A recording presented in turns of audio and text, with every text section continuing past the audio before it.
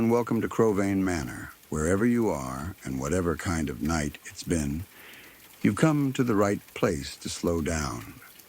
Let the world go quiet for a while. Out here, none of it needs your attention. Many of you return to these rooms night after night, and I'm grateful for that. There's a reason you keep coming back.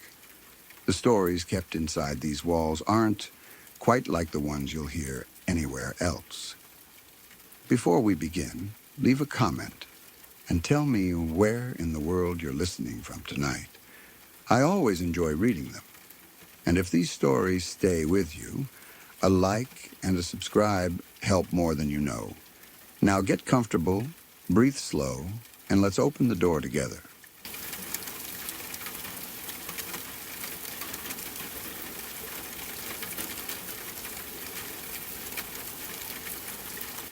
I was with my high school sweetheart for 7 years, which honestly feels like an entire lifetime when you think about how young we were when it all started.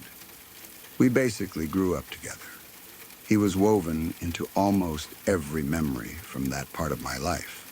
First dates, school events, late-night phone calls, stupid little inside jokes, all the awkwardness and excitement that comes with being teenagers, trying to figure out love before you even fully understand yourself yet. And like a lot of young couples, we were constantly breaking up and getting back together. At the time, it felt normal. Every breakup felt dramatic and permanent for about 2 weeks until one of us reached out again. Then suddenly we would convince ourselves that this time things would be different. We would remember the good parts and temporarily forget the bad ones. I think when you spend your formative years with someone, it becomes really hard to separate genuine love from simple familiarity. Even when the relationship starts hurting you, there is still comfort in what you already know. So we stayed trapped in that cycle for years. Looking back now, I think there were probably 100 moments where I should have realized the relationship was not healthy long before it finally ended for good. But sometimes there is one specific moment that changes the way you see someone forever. One moment where something inside you quietly shuts off. For me, it happened in the car. It was such a stupid argument at first. The kind of completely ordinary disagreement couples have every day. We were driving somewhere specific, and he was taking the wrong route. I knew exactly where we needed to go because I had been there before, and I kept trying to explain that if he kept driving the way he was going, we would end up on the wrong side of a major road that was incredibly difficult to cross. I was not yelling at him. I was not insulting him. I was literally just saying, "You need to turn around now, or we're going to end up stuck over there." But instead of listening, he completely lost his mind. And I mean genuinely lost it over nothing. The mood in the car shifted so fast it almost gave me whiplash. 1 second we were arguing about directions, and the next he was snapping at me with this level of anger that did not match the situation at all. He started calling me dumb, annoying, acting like I was some unbearable inconvenience just because I was trying to help him avoid getting lost. I remember feeling confused more than anything at first, because when someone reacts with that much hostility over something so small, your brain kind of stalls out trying to understand why the situation suddenly became so intense. But then he said the thing that changed everything. Only about 4 hours earlier, I had gotten a rejection letter from my dream university. And I was devastated. I had worked so hard for that. I had built so much hope around it. You know how people talk about dream schools when they are young? Like getting in would somehow unlock the exact future they imagined for themselves. That was me. I had pictured myself there for years. I imagined the campus, the classes, the opportunities, the kind of life I thought I would have if I got accepted. Then the rejection letter came. Even though I tried to act okay, it crushed me more than I wanted to admit. There is something deeply painful about putting your whole heart into something and then being told you are not enough for it. Rationally, I know now that rejection happens to almost everyone at some point, and it does not define your worth or intelligence. But when you are young, those things feel enormous. They feel personal. And he knew exactly how heartbroken I was. He had watched me cry about it earlier that day, which is why what he said next hit me like a physical punch. In the middle of yelling at me over directions, he looked at me and said, "You're too stupid to get into your dream university anyway." I swear to God, it felt like all the air got sucked out of my lungs. Even now, years later, I can still remember the exact feeling that came over me in that moment. It was not just hurt. It was something colder than that, something heavier.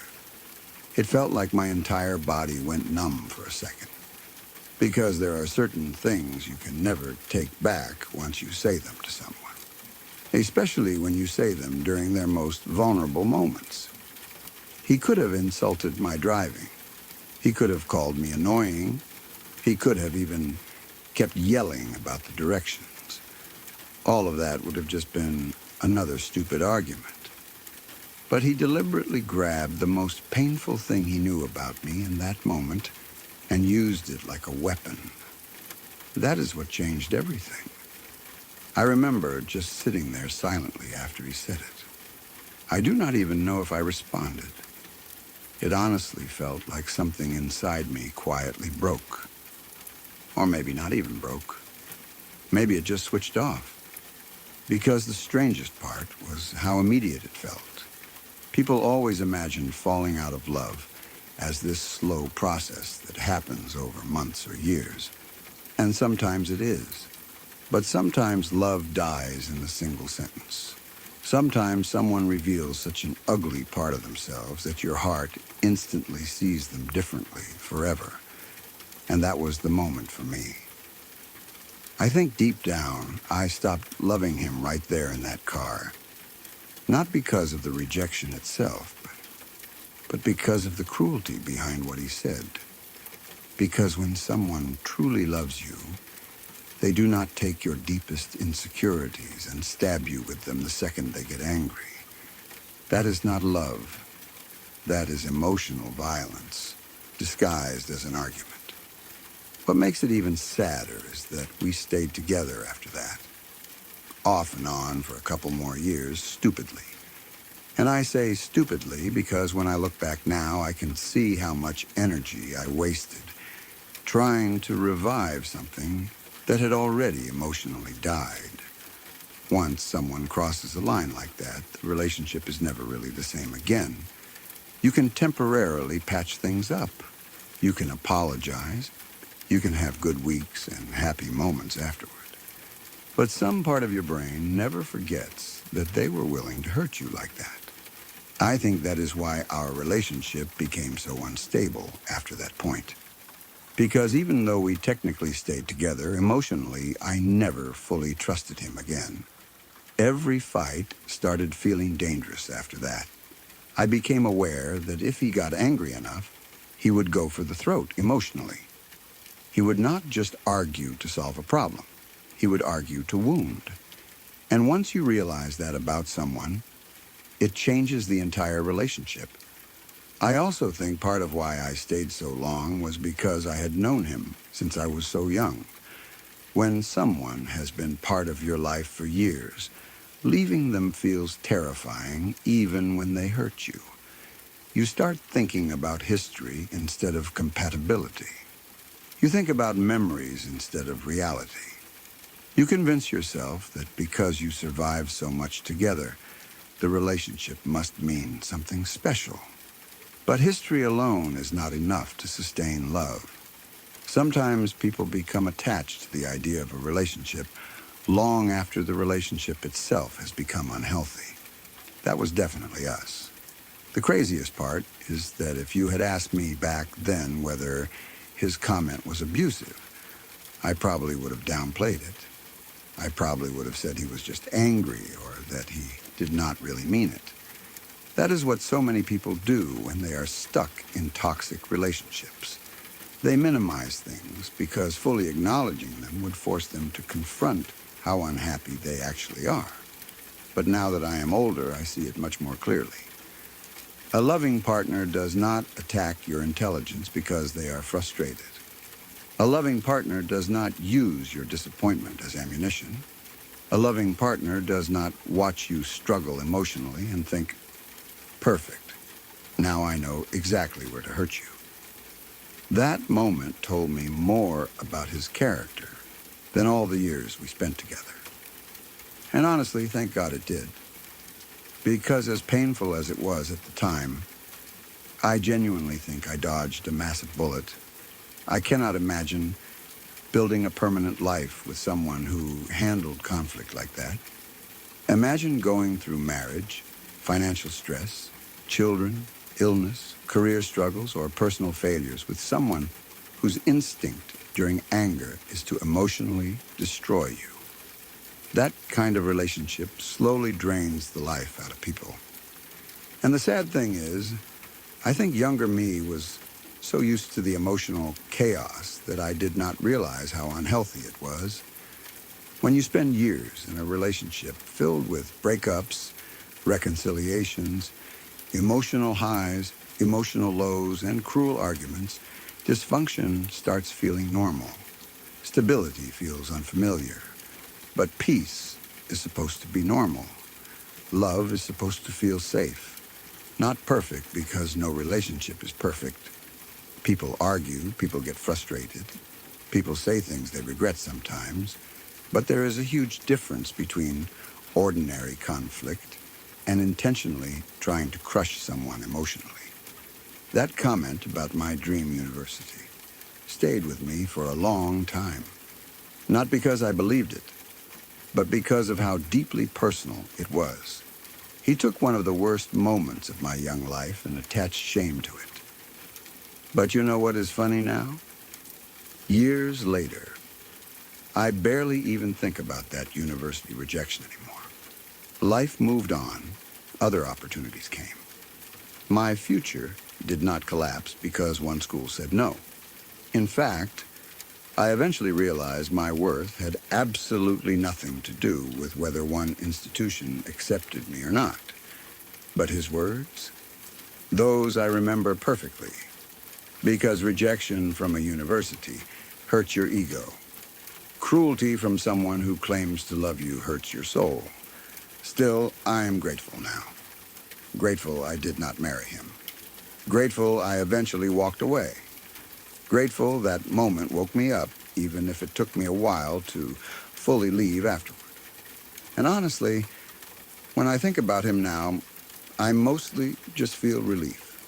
Relief that my life did not stay tied to someone who confused love with control, anger, and humiliation. God, I really do not miss that guy at all.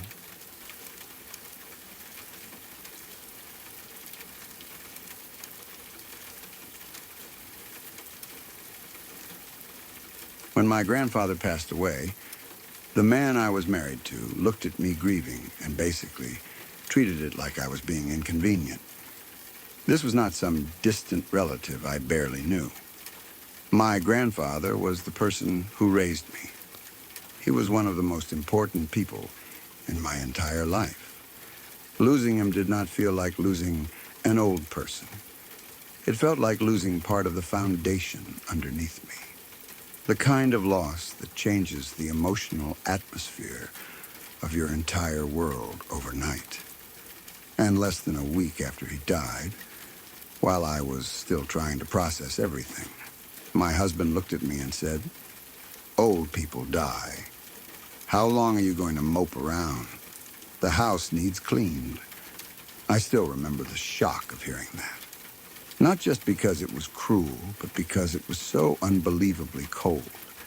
There was no softness in it, no patience, no understanding, no attempt to comfort me, just annoyance, like my grief was some dramatic little phase he was already tired of dealing with. And the craziest part was that the house was already clean.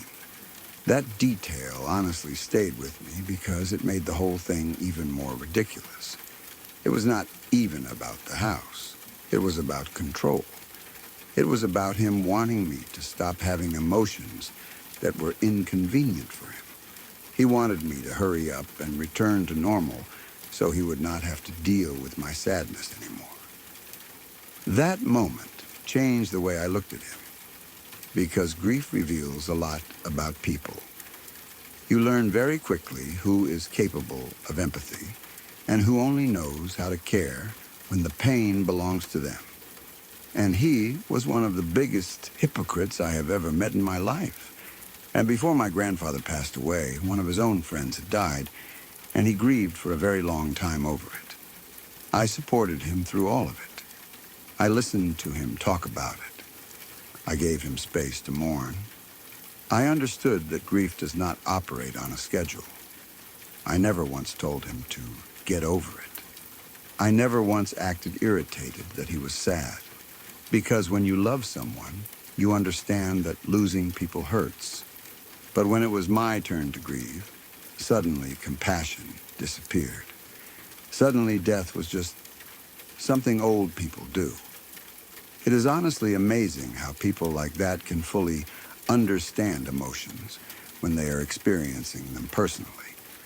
But the second someone else needs support, they act like basic human empathy is some impossible burden. Looking back now, I think that moment was one of the first times I truly saw who he was underneath everything else. Because there is a huge difference between someone being emotionally awkward around grief and someone actively dismissing your pain because it inconveniences them. One comes from discomfort. The other comes from selfishness. And selfishness was really the core of who he was. At the time, though, I did what so many people in unhappy marriages do. I minimized it. I told myself he was stressed. I told myself maybe he just did not know how to handle grief. I told myself maybe I was being too sensitive because I was emotional from losing my grandfather. That is the dangerous thing about being with emotionally cruel people for too long. You start constantly translating their behavior into something more acceptable so you can survive it mentally. But the truth was simple. A loving partner does not treat your grief like an inconvenience less than a week after a devastating loss, especially not when they themselves expect endless compassion for their own grief. That double standard became a pattern in our marriage. Everything revolved around his emotions, his struggles, his pain, his needs. But whenever I needed support, suddenly I was asking for too much. Suddenly I was dramatic. Suddenly I was moping. It was exhausting living inside that imbalance. And honestly, it only got worse from there. Years later, after everything had already started falling apart between us, he threw himself back into grieving that same friend again. Except this time, it became his excuse for completely shutting me out emotionally. He barely spoke to me. He became distant, cold, unreachable.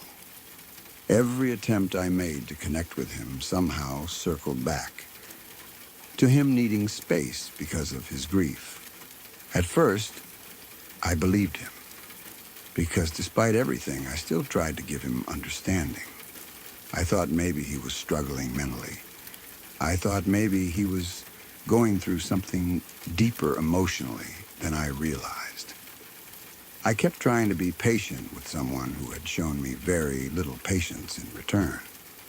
Then I found out the truth. The reason he suddenly stopped speaking to me was not because he was overwhelmed with grief. It was because he had a whole girlfriend in another state, a full-blown relationship, while we were married. Honestly, when I found out, it was almost surreal how quickly everything suddenly made sense. All the emotional distance, all the excuses, all the withdrawal, all the times he acted irritated by my existence. He was emotionally investing himself somewhere else while still expecting me to quietly remain in the background as his wife. And somehow the situation managed to get even trashier, because the woman he was cheating with was also engaged. So while my husband was betraying me, she was betraying her fiancé at the same time. Just two selfish people blowing up other people's lives together. The wildest part is that eventually my husband actually messaged her fiancé himself and told him about the affair. To this day, I still cannot fully understand the psychology behind that. Maybe guilt finally hit him. Maybe he wanted to create chaos. Maybe the relationship between them started collapsing, and he wanted revenge. Maybe he just wanted control over the narrative before somebody else exposed it. I honestly do not know.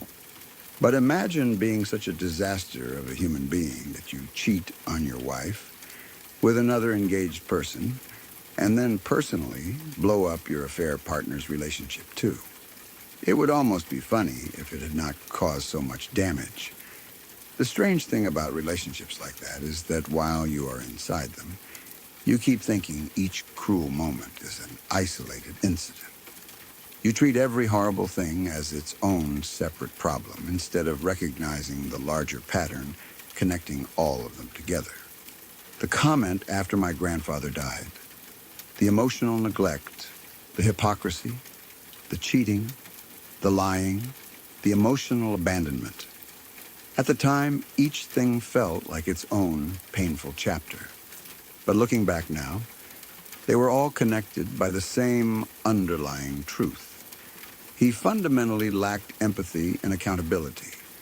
And people like that will drain the life out of you if you stay long enough. What hurts the most is not always the cheating itself. Sometimes it is realizing how little care existed underneath the relationship the entire time. Realizing that while you were trying to build a marriage, support them emotionally, and create a shared life together, they were operating from selfishness the entire time. That realization is brutal, because once you truly see it, you start re-examining years of memories through a completely different lens. I think about the moment after my grandfather died a lot sometimes, because it says everything about him in just a few sentences. Old people die. How long are you going to mope around? The house needs cleaned. There is such an absence of love in those words. Not frustration, not exhaustion, not even simple insensitivity, just emotional emptiness. And honestly, I am grateful now that I eventually got out. At the time, divorce felt devastating.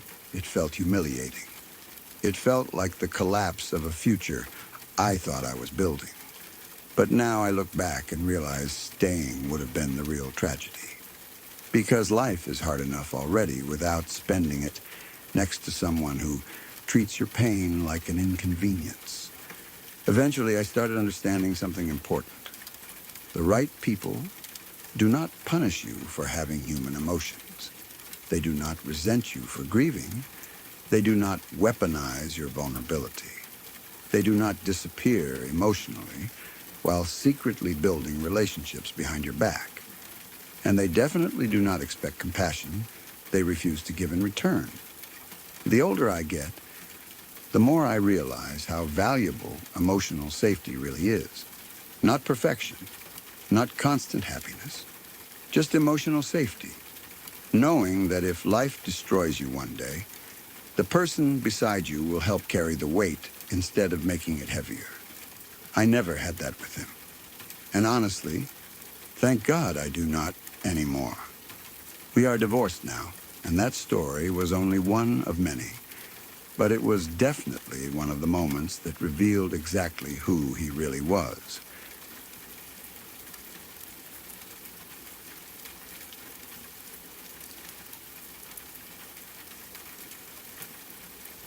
By the time I finally left, we had been together for 15 years. 15. That number still sounds unreal to me sometimes because when you say it out loud, People immediately assume a relationship that long must have had some kind of deep foundation underneath it. People hear 15 years and imagine loyalty, history, commitment, partnership, maybe even romance surviving through hard times. What they usually do not imagine is exhaustion, the kind of exhaustion that builds slowly over years until one day you wake up and realize you have absolutely nothing left emotionally to give. That was where I was by the end, completely done. Not angry in the dramatic screaming sense anymore. Not even heartbroken. Just finished. And honestly, I think that confused him more than anything. Because when relationships are dying slowly, the person benefiting from the situation often mistakes endurance for happiness. They see you staying and assume things cannot really be that bad. Meanwhile, you are emotionally decaying in front of them year after year. The crazy part is that he later claimed he was blindsided by the divorce. Blindsided. That word still makes me laugh. As if I woke up randomly one morning after 15 perfect years and suddenly decided to destroy our marriage for fun. We had already discussed divorce twice before that final conversation. Twice. Not vague hints either. Actual serious conversations about how unhappy I was and how unsustainable the relationship had become. Conversations where I explained the same problems over and over and over again until I felt like I was speaking into a wall. But every single time, the same cycle happened. We would hit a breaking point. I would finally explode emotionally after months of frustration. He would panic because suddenly consequences felt real. There would be apologies, promises, temporary effort, big emotional conversations about change.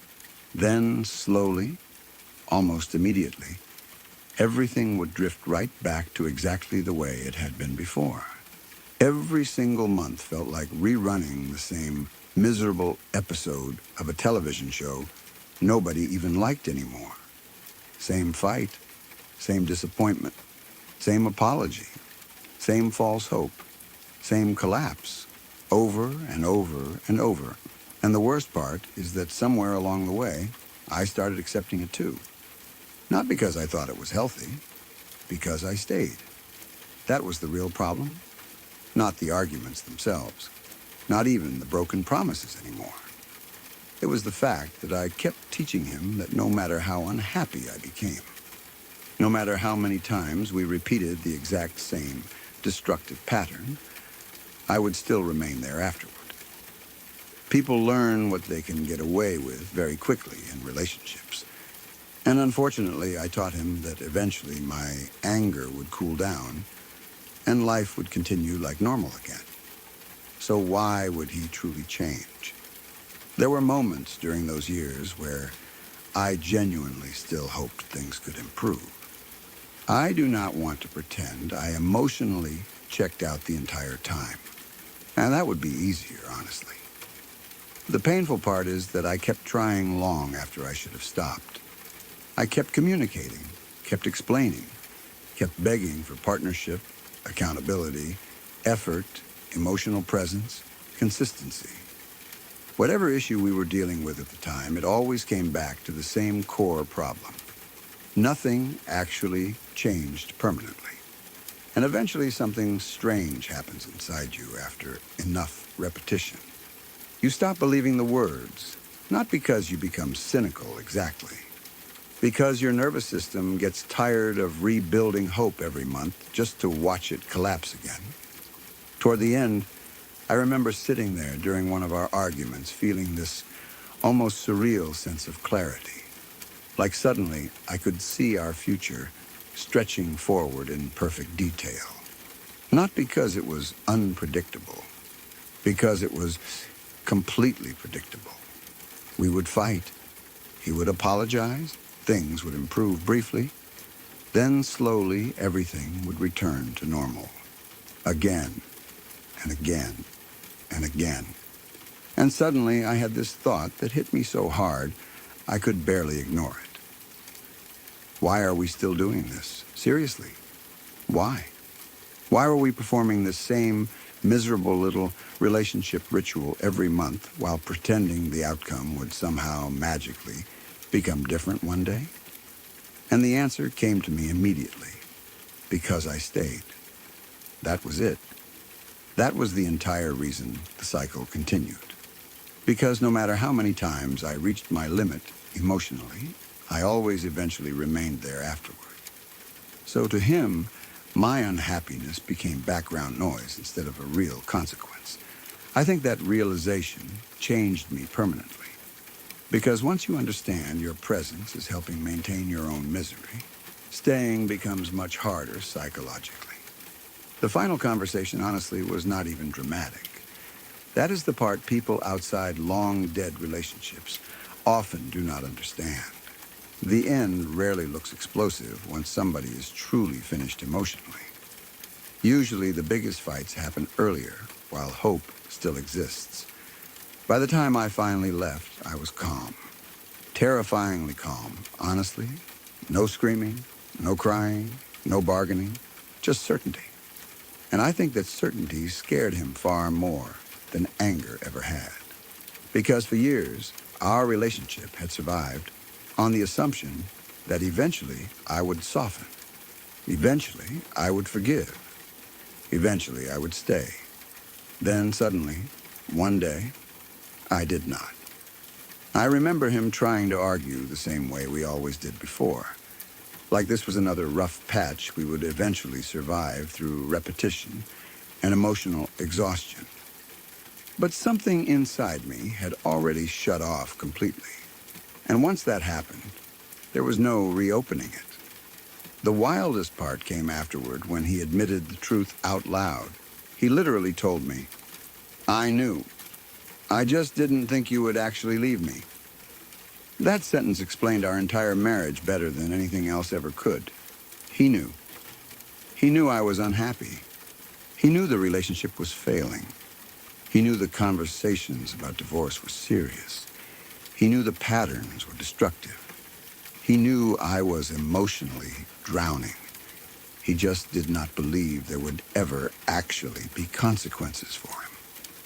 Because for 15 years, there never really had been. And honestly, hearing him admit that out loud made me feel weirdly validated. Because it confirmed something I had slowly started realizing toward the end. He had mistaken my endurance for permission. That happens in so many long, unhealthy relationships. One person keeps tolerating pain because they are trying to save the relationship, while the other person interprets that tolerance as proof things are not truly serious. Meanwhile, resentment quietly grows like mold underneath everything. By the time I finally left, people around us acted shocked too. That always fascinates me. People see a breakup announcement and think the relationship ended suddenly. But emotionally, I had been leaving for years. Every repeated disappointment moved me further away. Every broken promise, every exhausting cycle, every month of realizing nothing would fundamentally change. The divorce itself honestly felt less painful than the marriage had become. That sounds harsh, but it is true. Because once you spend years trapped in the same emotional loop, peace starts feeling more valuable than love. And after I left, the peace was immediate. Not happiness instantly. Not magical healing overnight. But peace. No more rehearsed arguments. No more waiting for temporary improvement. No more emotional roller coasters every month. No more exhausting myself trying to explain basic relationship needs to someone who already understood them perfectly well, but simply never believed I would truly leave. That last part matters, because people always talk about communication in relationships like understanding's the main issue. Sometimes it is not. Sometimes they understand completely. They just do not think you will do anything about it. And honestly, I think that is why my leaving shocked him so badly in the end. Not because he did not know I was unhappy, because he thought my love, loyalty, history, and patience guaranteed permanent access to me no matter how badly things stagnated. Then one day, after 15 years of chances, I finally reached the point where the fear of staying became bigger than the fear of leaving. And once that switch flips internally, it is over, completely over. That is why when he acted blindsided afterward, I almost found it insulting. You do not get to ignore years of warnings, years of conversations, years of repeated emotional exhaustion, and then pretend the ending came out of nowhere. No, the ending started a long time ago. You just assumed I would keep surviving it forever. Well, surprise, bitch. I was beyond done.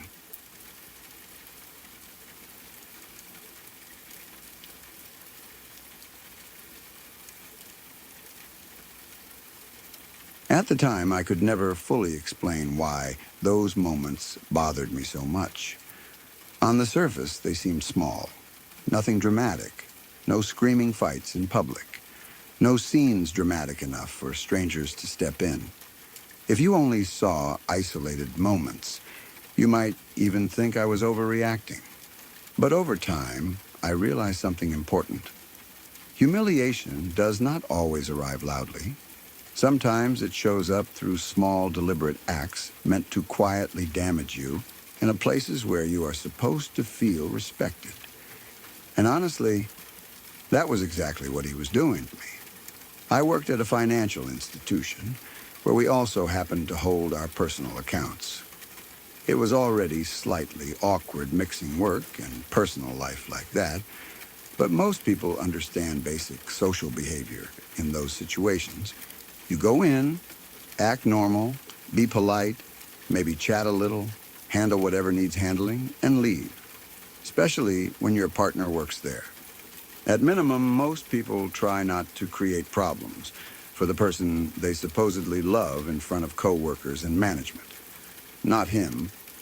Every single time we had to go inside together for something account-related, his entire personality would shift. And not in a subtle, accidental mood change kind of way either. It felt intentional. He would suddenly become cold, terse, dismissive, irritated. His answers became clipped. His tone became sharp. He acted like basic politeness physically pained him. Meanwhile, I would stand there internally panicking because I knew exactly how it looked. When someone behaves rudely in your workplace, especially toward your coworkers, it reflects back on you whether it should or not. People naturally make assumptions. They wonder what your home life is like. They wonder why your partner is behaving that way. They wonder whether you are difficult too. And the worst part was that I knew he understood social rules perfectly well. This was not someone socially awkward or incapable of behaving appropriately. He could be charming when he wanted to be. Funny, warm, polite, professional. I had watched him do it countless times, which meant the behavior at my workplace was not accidental. That realization took me way too long to fully accept. At first, I kept making excuses for him. Maybe he was stressed. Maybe he hated banks. Maybe he felt uncomfortable around financial conversations. Maybe he was tired. But eventually patterns become impossible to ignore. Because outside my workplace, around other people, he magically knew how to function normally. At restaurants with friends? Fine. At gatherings? Fine. Around people? Important to him? Totally capable of being socially appropriate. But around my coworkers specifically, suddenly cold and disrespectful. And honestly, I think deep down I understood the reason long before I admitted it to myself. He wanted to undermine me. Not openly. Not enough that he could easily be called abusive over one isolated interaction. Just enough to embarrass me quietly. Just enough to shift the energy. Just enough that I would feel uncomfortable and slightly diminished in front of people whose opinions mattered professionally. That kind of behavior is difficult to explain to outsiders because it sounds so petty and strange when you describe it directly. Why would someone intentionally try to make their partner look bad at work? But insecure people absolutely do things like that, especially when they quietly resent their partner's success or stability. And the irony of our situation was honestly unbelievable, because financially, I was carrying us. He worked as a cashier at a bookstore, while I earned significantly more money working at the financial institution. I handled a huge portion of our stability. Our lifestyle depended heavily on my income, whether he openly admitted it or not, and I never once used that against him. Never mocked his job. Never made him feel lesser for earning less. Never embarrassed him in front of other people. In fact, I did the exact opposite. Whenever I went into the bookstore where he worked, I made a conscious effort to support him socially. I remember thinking about it intentionally, too. I would make sure I looked nice before going in. Not because I was trying to impress anyone romantically, but because I knew people naturally form impressions about their co-workers' partners.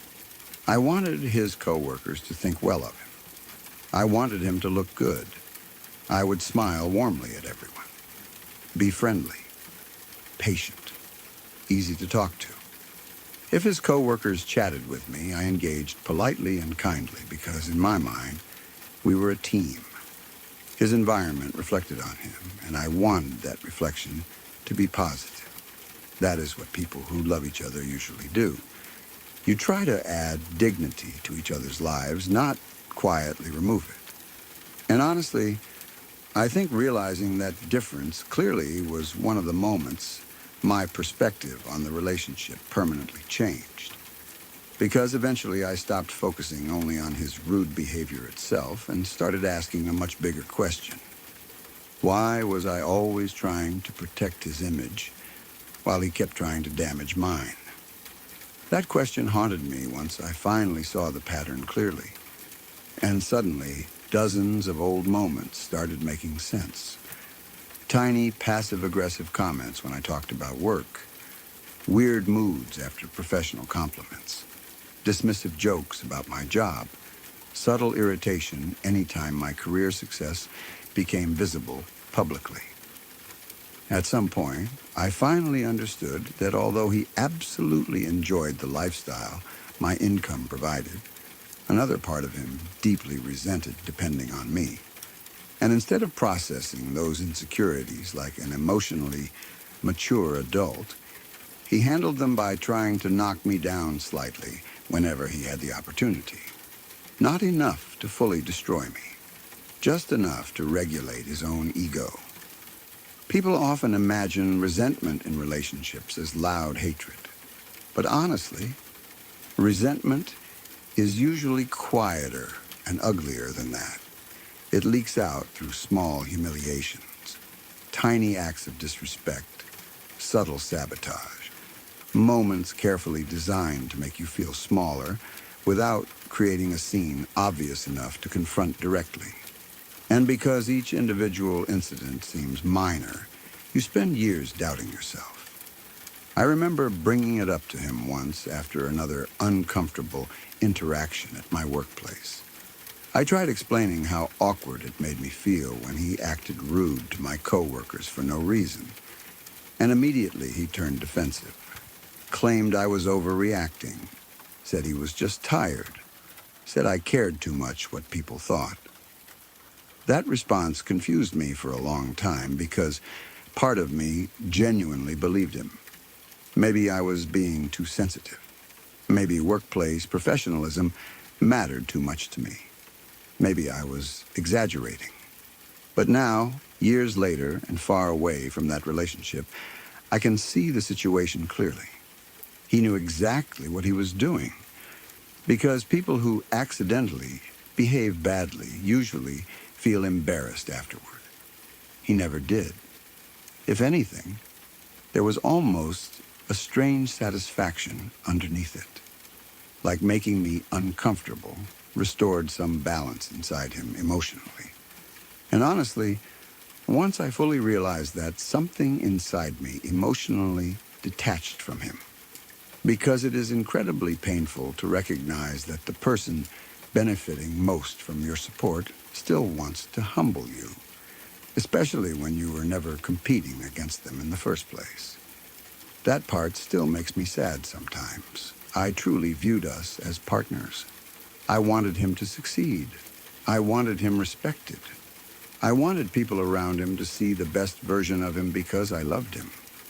Meanwhile, he viewed my competence and professional success as something threatening enough that he needed to quietly undercut it. That realization changes the entire emotional atmosphere of a relationship once you see it clearly. You stop feeling emotionally safe. You stop fully sharing your wins. You become hyper-aware of how your happiness or confidence might trigger resentment. And eventually, without even noticing it, you start shrinking yourself to avoid provoking negativity. That is one of the saddest parts of relationships built around insecurity. One person keeps dimming their light, trying to maintain peace, while the other person keeps resenting them anyway. And the truly ridiculous part is that despite all his resentment, he absolutely enjoyed the comfort my income gave him. The stability, the lifestyle, the security. He had no issue benefiting from what I provided materially. He only had an issue with me visibly succeeding, socially or professionally, which honestly says everything about his mindset. Healthy partners do not punish each other for competence. They do not try to embarrass each other publicly. They do not quietly sabotage each other's image to soothe their own insecurities. And once I finally understood that clearly, the relationship became impossible to see the same way again. Looking back now, the bookstore comparison actually makes me laugh a little because it reveals the entire imbalance perfectly. There I was intentionally trying to make him look good in front of his coworkers because I loved him. Meanwhile, he was intentionally trying to make me look bad in front of mine because he resented me.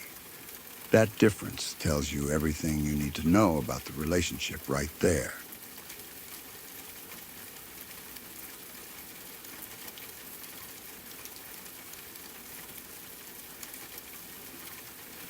I honestly think that experience permanently changed the way I understood love. Not in a poetic, dramatic way, more in a brutally practical way. Because before that day, I still believed that if something truly serious happened to me, the person I loved would show up. Maybe imperfectly, maybe stressed, maybe frustrated, but ultimately they would still care enough to help. That belief died in a college apartment while I was curled over in pain from a kidney stone.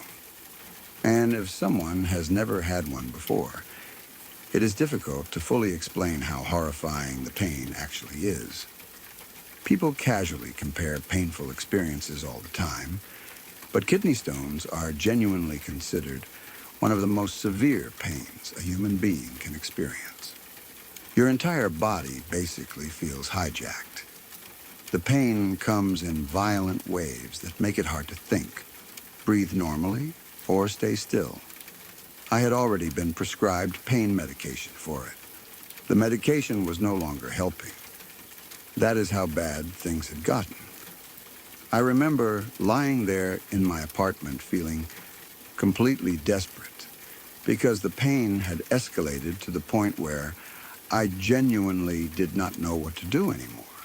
My whole body hurt. I felt nauseated, dizzy, sweaty. Every movement felt unbearable. And underneath all of that physical pain was panic, too. Because deep down, I knew something was wrong beyond normal pain. The stone was not passing. The medication was failing. Something felt seriously off. My roommates were all in class at the time, so I was alone. I remember staring at my phone, debating whether I should call him, because part of me already feared being a burden somehow. That part alone says a lot about the relationship, honestly.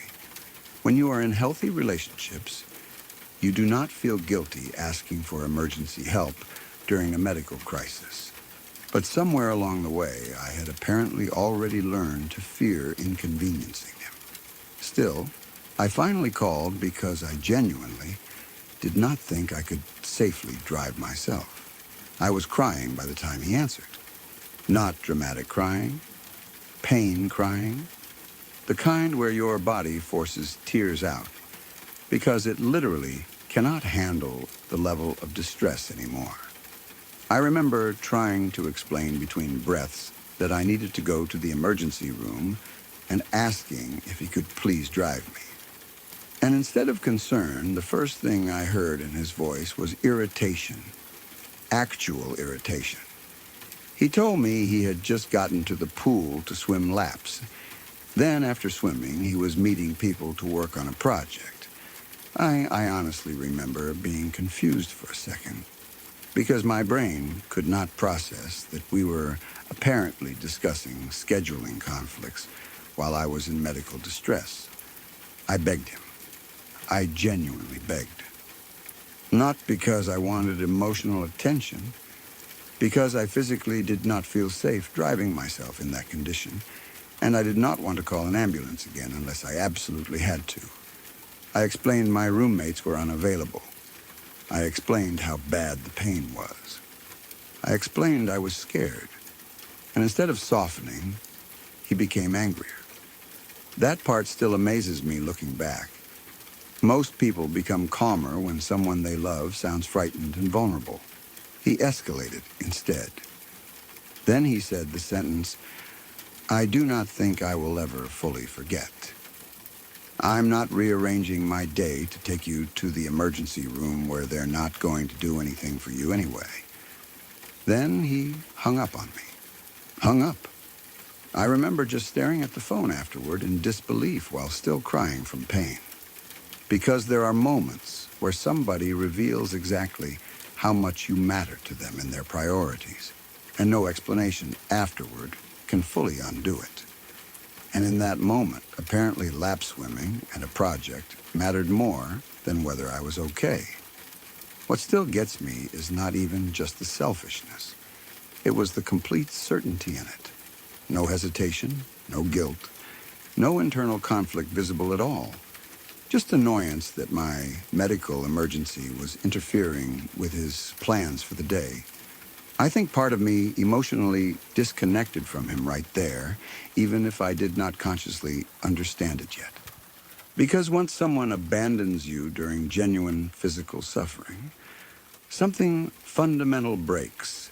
Still, I had no choice except to handle it myself. I somehow forced myself up, gathered my things, and drove myself to the emergency room while literally crying and writhing in pain. That drive honestly feels surreal in my memory now. I remember gripping the steering wheel so hard my hands hurt afterward, trying not to throw up, trying to focus through waves of pain so intense they blurred my vision. At one point, I genuinely wondered if I was going to pass out while driving. And honestly, I should never have been behind the wheel in that condition. But what alternative did I have? The person who should have helped me decided swimming laps was more important. By the time I got to the emergency room, things were bad enough that they admitted me into the hospital almost immediately, which, by the way, completely destroyed his dismissive little assumption that they were not going to do anything for me. Turns out they absolutely were, because the stone was stuck. It physically could not pass on its own. I ended up needing surgery the next day. Actual surgery. And honestly, hearing that diagnosis felt strangely validating at the time, because some broken part of my brain still wanted proof that I had not been overreacting. That is another horrible thing toxic relationships do to people. They train you to doubt your own pain constantly. Even while admitted to the hospital awaiting surgery, part of me still emotionally carried the shame of being dramatic because he reacted that way.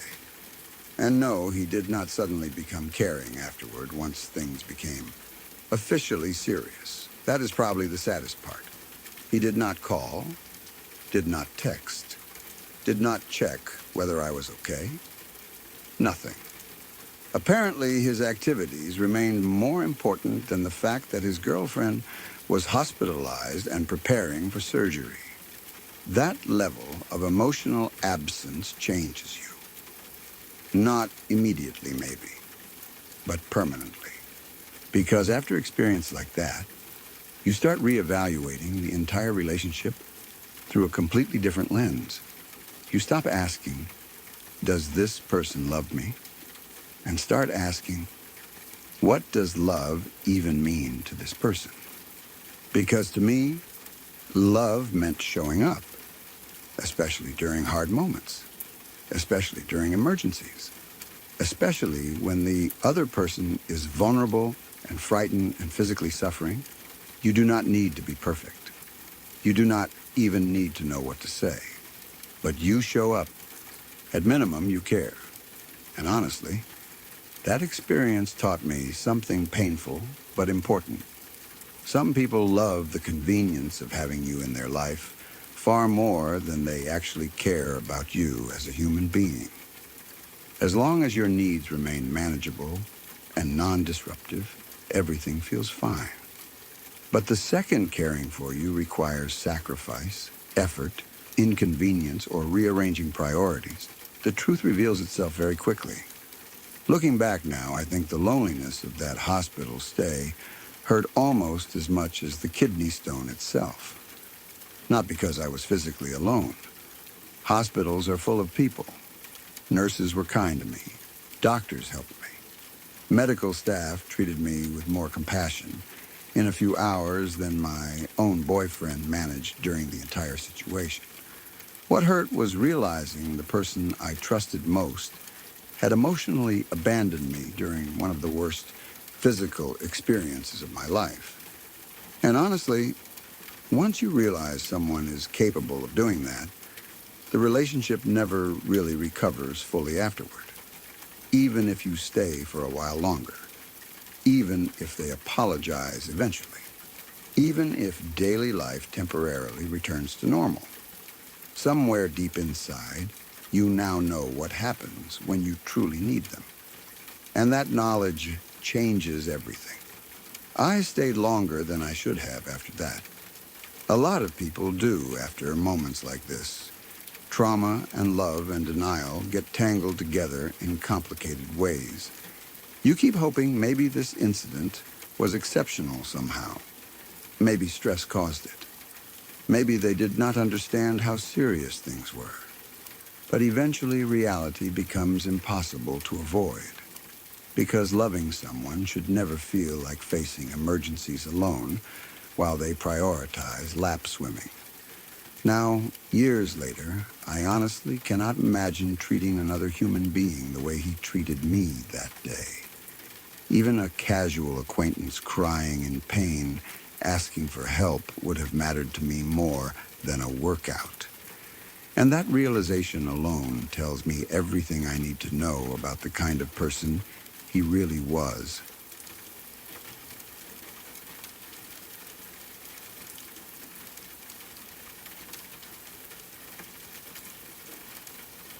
When I look back at that relationship now, one of the hardest things to accept is how deeply I had normalized cruelty.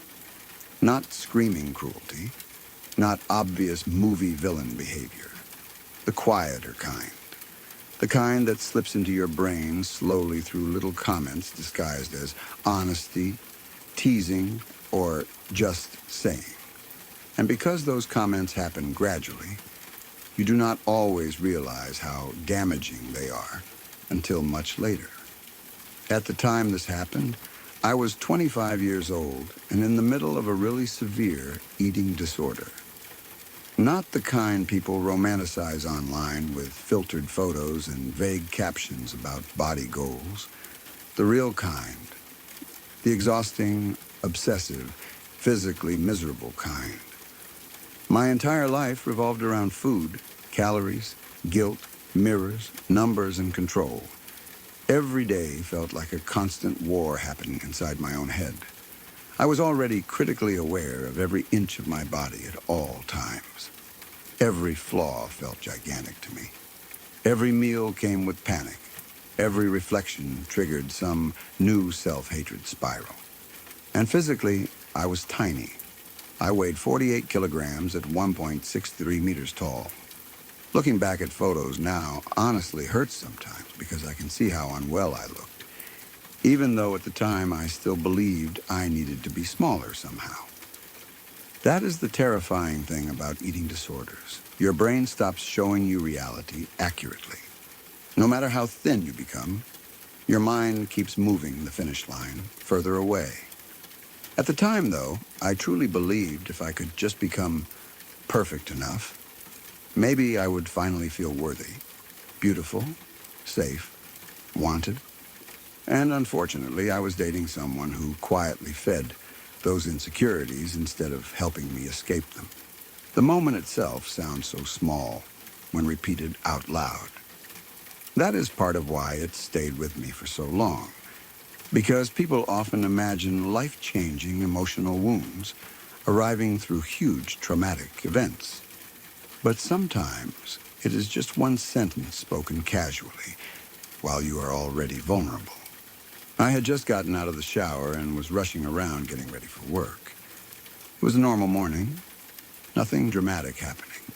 Steam still filling the bathroom, clothes thrown across the bed, me trying to dry my hair fast enough while mentally preparing for the workday.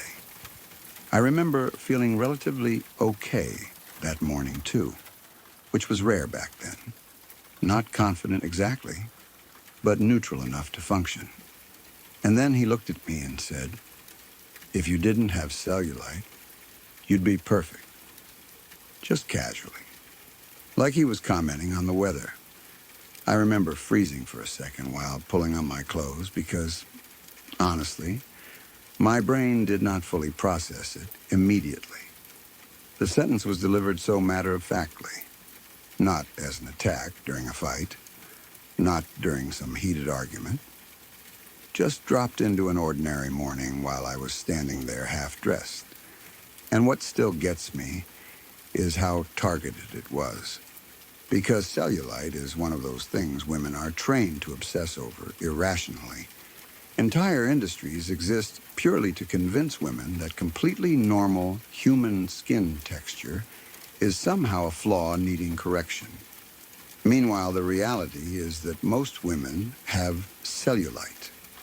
Thin women, athletic women, young women, older women. It is incredibly common and largely connected to how female bodies naturally store fat and connective tissue. But when you already have an eating disorder, comments like that do not land normally. They burrow directly into whatever insecurity is already consuming you. And at 25, mine absolutely did. I remember instantly feeling humiliated and furious at the same time. Not because I genuinely believed cellulite made me unattractive, at least not consciously, but because I was already starving myself trying to achieve impossible physical standards, and somehow, even at my thinnest, it still was not enough. That realization hit me like a truck in that moment.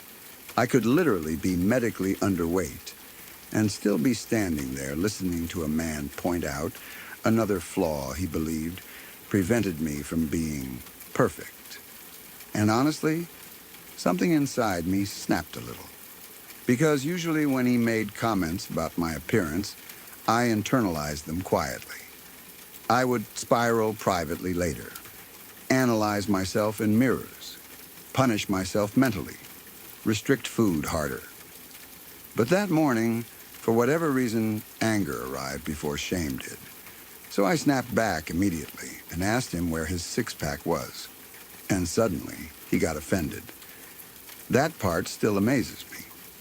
A man who felt perfectly comfortable, critiquing the body of a woman with an active eating disorder, could not handle one question about his own stomach. The hypocrisy was honestly incredible. I remember him becoming defensive immediately, acting like I had attacked him unfairly, completely missing the obvious point. And honestly, that dynamic explains the entire relationship perfectly in hindsight. He felt entitled to inspect and evaluate my body constantly. But the second the same energy came back toward him, suddenly it became cruel. That is when I started slowly understanding something important about people like that. The comments are rarely about honesty. They are about power, about keeping you slightly insecure, slightly aware of your imperfections, slightly chasing approval. Because confident people are harder to control emotionally. At the time, though, I did not fully understand any of this yet. I just knew the comment hurt. And unfortunately, because I already hated my body back then, part of me immediately absorbed his words as truth. That is the dangerous thing about toxic relationships combined with eating disorders. The disorder already provides endless self-criticism internally. Then someone external reinforces those fears, and suddenly, the destructive thoughts feel validated. For a long time afterward, I obsessed over cellulite constantly. Not casually either, obsessively. Checking mirrors, comparing myself to other women, analyzing photos, feeling ashamed in shorts or swimsuits, even while being dangerously thin. Because once insecurity becomes tied to your worth emotionally, logic stops mattering, and honestly, looking back now makes me furious in a way I could not fully access back then. Because what kind of person looks at a 25-year-old woman weighing 48 kilograms, clearly struggling physically and mentally, and decides the appropriate contribution is criticizing her skin texture? Especially someone who himself did not remotely resemble the impossible standards he casually expected from me. That part matters too, because men like that are almost never physically flawless themselves. They just grow up believing women's bodies exist for evaluation in ways theirs do not. And the saddest part is that at the time, I still wanted his approval despite everything. That is what really breaks my heart looking back. I still wanted him to think I was beautiful, still wanted reassurance, still wanted to become good enough. Eating disorders already trap you in endless self-optimization. Then unhealthy partners weaponize that vulnerability even further. Now, though, now I am older, healthier, and far enough away from that relationship to see the entire situation clearly. And honestly, one of the most healing realizations of adulthood has been understanding how unbelievably normal cellulite actually is. I still have it too. And the funny thing is, now I genuinely do not care. Not because I magically became flawless emotionally overnight, but because I finally stopped building my self-worth around impossible standards designed to keep women insecure forever. Real human bodies are textured. They change, they age, they soften. They carry stress and hormones and genetics and history. And none of that makes someone less worthy of love, attraction, intimacy, or respect. What really disgusts me now, looking back, is not my cellulite. It is the fact that someone saw a visibly struggling woman and chose criticism over compassion. Because healthy love does not sharpen your insecurities for sport. Healthy love does not look at someone already starving themselves and think, you know what would help, pointing out another flaw. And honestly, the older I get, the more embarrassing his behavior becomes instead of mine. Imagine fumbling a beautiful 25-year-old woman because you were emotionally immature enough to criticize cellulite while not even having abs yourself. Truly clown behavior.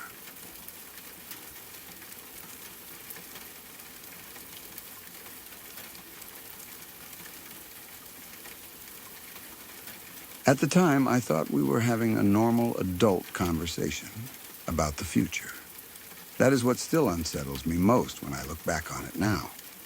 There was no argument happening beforehand, no screaming match, no insults, no dramatic emotional buildup, where you could at least point to rising tension and say, okay, this went off the rails because both people were already upset. It started as a calm conversation. One of those conversations couples naturally have when life starts shifting and careers become serious and the future suddenly feels less abstract. We were driving somewhere together, just talking, and he started discussing the possibility of going back to school. He was considering changing career paths entirely, maybe studying somewhere else, maybe moving depending on where opportunities open up. And honestly, I was supportive. I genuinely wanted him to succeed. That part matters to me now because sometimes after relationships end, people start rewriting history in their heads, trying to simplify everything. But I truly was trying to approach the conversation with care and maturity. The complication was simply that I was not really in a position to move. My own life, work, responsibilities, and opportunities were rooted where we already lived. Relocating somewhere random for his potential future plans would have been incredibly difficult for me. But even then, I was not saying, don't go. I was not trying to control him. I was not mocking his ambitions. I was just being honest that the possibility scared me emotionally. Because when you love someone, the idea of distance or separation naturally hurts. That is normal. So I remember saying something very simple. Something like, I want you to do what's right for your career, but I'm also worried it'll take you away from me. That was it. A vulnerable statement, not an accusation, not manipulation, not criticism. Honestly, looking back now, it was probably one of the healthiest things I could have said. Supportive, but emotionally honest at the same time. And his reaction was so sudden and explosive that for a second I genuinely thought I must have misunderstood what was happening. He immediately pulled the car over. Hard, not calmly either, aggressively enough that it startled me. And then he started screaming. Not irritated talking, not raised voice frustration, screaming. Then why don't you date someone from your own fucking class? I remember just staring at him completely stunned. Because first of all, where the hell had that even come from? And second, I suddenly realized we were apparently having a completely different conversation than the one I thought we were having. Up until that exact moment, I genuinely did not understand how much resentment he had been carrying toward me underneath the relationship. We came from very different socioeconomic backgrounds. That much was true. I grew up with more stability, more financial security, more educational opportunities, more social advantages overall. He absolutely had a harder path in life financially than I did. But we had never really openly framed our relationship around that difference, at least not directly. I never looked down on him, never mocked where he came from, never treated him like he was less intelligent or less capable or less worthy because of money or class. Honestly, most of the time I barely even consciously thought about it. To me, he was just him, the person I loved. That is why his outburst hit so hard. Because suddenly I realized he had apparently been thinking about our class difference the entire time. Quietly, constantly, and not neutrally either, with resentment. The phrase, your own fucking class, still sticks in my head because of how much hatred was packed into it. Not just anger, shame, bitterness, humiliation. Like somewhere deep inside, he had always believed I fundamentally belonged somewhere above him socially. And instead of talking about those insecurities honestly, he had allowed them to turn into resentment toward me. And honestly, that realization broke my heart a little, because I truly had not seen him that way. Not until he forced me to realize he absolutely saw himself that way. The rest of the drive after that felt surreal. I honestly do not even remember exactly what happened immediately afterward, because my brain got stuck replaying the sentence over and over, trying to understand it. Why don't you date someone from your own fucking class? It was such a loaded thing to say. Because underneath it was this assumption that people from different socioeconomic backgrounds fundamentally cannot belong together without resentment eventually poisoning things. And maybe for some people, sadly, that becomes true. Not because of the actual financial differences themselves, but because unresolved insecurity becomes unbearable over time if someone secretly feels inferior constantly. Looking back now, I think he had been carrying those feelings for much longer than I understood. Suddenly, dozens of smaller moments started making more sense afterward.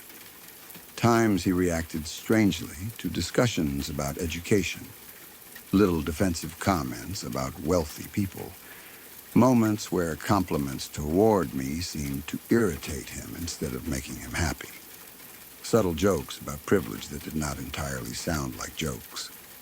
At the time, I had brushed most of it aside because relationships require understanding different life experiences. I thought he was simply venting frustrations about broader social inequality sometimes. I did not realize part of that resentment had attached itself specifically to me. And honestly, that is one of the saddest things about relationships damaged by insecurity. One person can spend years genuinely loving the other, while the other person quietly builds emotional narratives about power, worth, status, or inadequacy underneath everything. Eventually, the resentment leaks out sideways, usually during moments of vulnerability. That is what hurt most about his outburst. I was not attacking him. I was being emotionally open. I was literally expressing fear of losing him. And somehow, he transformed that into proof that I viewed him as beneath me.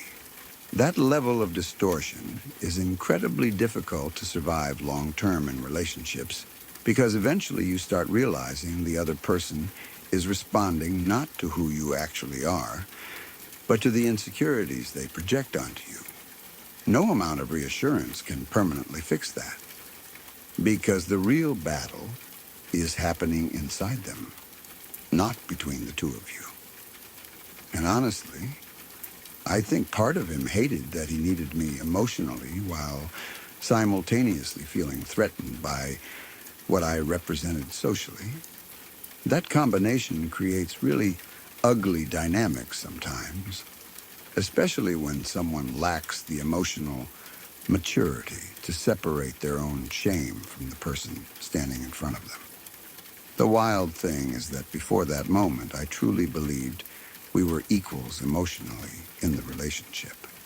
Not financially identical, not socially identical, but equal where it actually mattered. I respected him, loved him, valued his intelligence, humor, personality, perspective. But after that scream in the car, I realized he had apparently never fully believed that himself. Somewhere deep down, he saw me as someone from another category entirely. And worse, he hated me for it. That realization changes the emotional atmosphere of a relationship permanently. Because once you know someone secretly resents parts of your identity you cannot fundamentally change, everything starts feeling unstable afterward. You begin second-guessing ordinary conversations. You wonder whether achievements, opportunities, education, family background, or financial stability are silently triggering resentment underneath the surface. And eventually, it becomes exhausting trying to prove to someone that you do not think you are better than them when they already decided long ago that you must. Looking back now, I honestly feel sad for both of us. For me, because I spent time loving someone who quietly interpreted that love through the lens of class resentment instead of trust. And for him, because carrying that much insecurity must have been emotionally miserable too. But ultimately, his pain did not justify turning me into the enemy every time his insecurities surfaced. That part matters, because having a difficult background does not excuse cruelty. And screaming at your girlfriend for expressing fear about losing you is cruelty. Now, years later, I think one of the clearest signs of emotional health in relationships is whether both people can celebrate each other without secretly keeping score about status, money, education, or power. Real partnership requires emotional security. Without it, love slowly gets buried underneath resentment neither person fully knows how to fix. And honestly, when I think back to him pulling that car over and screaming at me for something I never even implied, I realize that moment probably revealed far more about how he saw himself than how he ever truly saw me.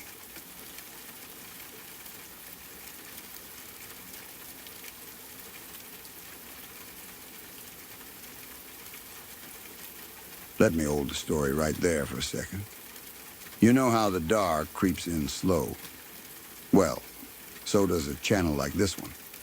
It grows one listener at a time, one night at a time, and that's where the subscribe button comes in. The bell beside it makes sure the dark always finds you when a new story is ready. No pressure, just an open door.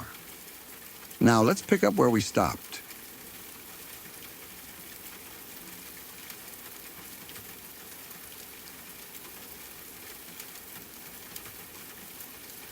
For 35 years, he told me he hated her.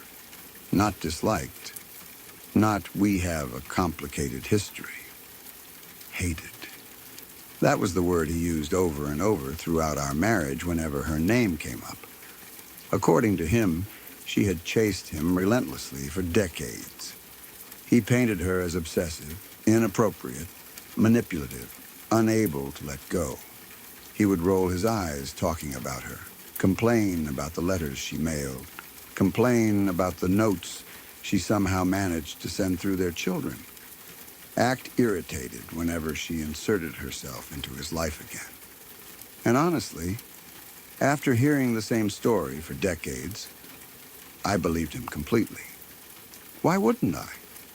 When someone spends 35 years repeating the same narrative, eventually it stops feeling like a story and starts feeling like established fact inside the marriage. So I trusted him. Even when the whole situation clearly crossed normal boundaries sometimes. Even when letters showed up at our house. Even when their children became messengers carrying little notes from her to him over the years. I trusted him because he always framed himself as the unwilling participant, the annoyed victim of her inability to let go. And that is the part that still hurts most looking back. Not just what happened in the end, the realization that I had probably been manipulated emotionally for years beforehand, because eventually I had to confront something deeply painful. People do not secretly maintain emotional connections for decades with someone they genuinely despise. Not really. Then our marriage started struggling. Not dramatically at first. Just years of distance, unresolved issues, exhaustion, emotional disconnection.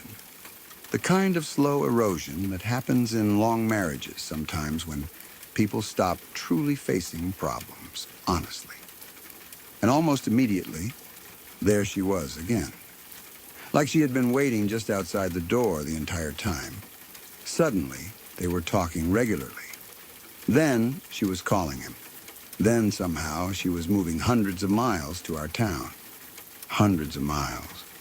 And I remember sitting there feeling this horrible, sick confusion growing in my stomach because the timing was impossible to ignore. For decades, he had described her as someone unwanted. Now suddenly, at the first real crack in our marriage, she conveniently reappears directly into his life. That alone should have told me everything. But instead, I still wanted desperately to believe him. That is the tragic thing about long marriages sometimes. You become emotionally invested, not just in the person, but in the entire shared reality you built together over decades. Admitting someone has been lying to you fundamentally threatens your understanding of your own life. So even when my instincts screamed that something was wrong, I kept trying to trust him. And meanwhile, he was hiding their connection from me for months. Months. While simultaneously swearing he wanted to repair our marriage. That part still makes me angry in a way I cannot fully describe. Because it was not just dishonesty. It was the cruelty of making me emotionally fight for a marriage he was already emotionally redirecting elsewhere behind my back. He would tell me he wanted us to work things out. Tell me we needed time. Tell me we could repair things. Meanwhile, he was secretly taking her out to dinners, steaks, private time together. Emotional intimacy hidden from me while I was still standing there, trying to save the marriage honestly. And the worst part was how carefully hidden it all was. That quiet, sneaking around damages trust in a uniquely painful way because it forces you later to replay endless moments, wondering what else was happening underneath the surface while you sat there believing his words. Then came the conversation that finally broke something permanently inside me. Honestly, by then I was already emotionally exhausted from months of confusion, suspicion, half-truths, and emotional manipulation. I felt like I was slowly losing my grip on reality because every time I confronted something uncomfortable, he would minimize it or act like I was misunderstanding the situation. That is why when he finally revealed where his priorities actually were, part of me felt devastated, but another part felt strangely relieved too, because finally, the truth stopped hiding. At some point during one of our conversations about her, his attitude became very revealing. I do not even remember the exact wording anymore, because honestly, the emotional meaning mattered more than the sentence itself. What mattered was this. He made it unmistakably clear that protecting her feelings mattered more to him than protecting our marriage. And suddenly, everything became painfully obvious. I realized I was being positioned as the inconvenient obstacle between the two of them reconnecting emotionally. Not openly, not honestly, but gradually, quietly. And I remember having this moment of absolute clarity where I thought, I am not going to become the third wheel in my own marriage. That thought hit me so hard internally because it was humiliating realizing how close I already was to that reality. I had spent decades building a life with this man. Decades. Shared history, shared pain, shared responsibilities, shared dreams. Entire chapters of life intertwined together. And now suddenly I was expected to calmly tolerate another woman quietly becoming his emotional priority while he acted confused about why that hurt me?